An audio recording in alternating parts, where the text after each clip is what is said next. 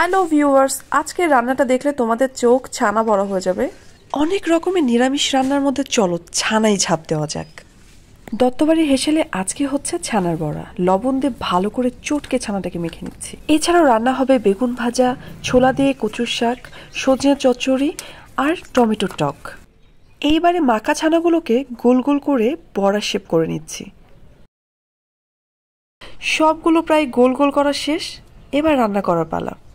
মাটির চুলা ধরানো হচ্ছে। দত্তবাড়ি গ্রামীণ হেসেল থেকে এইভাবে আলপনা করা মাটির চুলাই এর আগেও তোমাদের রান্না দেখিয়েছি। এই যে সরিষার তেলের মধ্যে বড়াগুলোকে ছেড়ে দেওয়া হচ্ছে।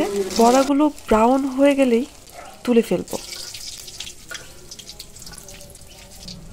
এইবারে তেলের মধ্যে সাদা জিরে এবং দারচিনি সম্বার দিয়ে পটলগুলোকে ভালো করে ভেজে নিচ্ছি। তারপরে দিয়ে দিচ্ছি কিউব করে কেটে রাখা আলুগুলো। এইবারে একটা বাটিতে আদা বাটা, জিরে বাটা, হলুদের গুঁড়ো, মরিচের গুঁড়ো দিয়ে জল দিয়ে ভালো করে মিক্সড করে রাখলাম। সেই মিক্সড দিয়ে দিচ্ছি।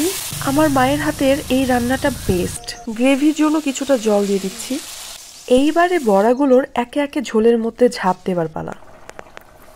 তারপর স্বাদ মতো একটু লবণ আর ঘি দিয়ে তৈরি হয়ে গেল ছানা বড়া।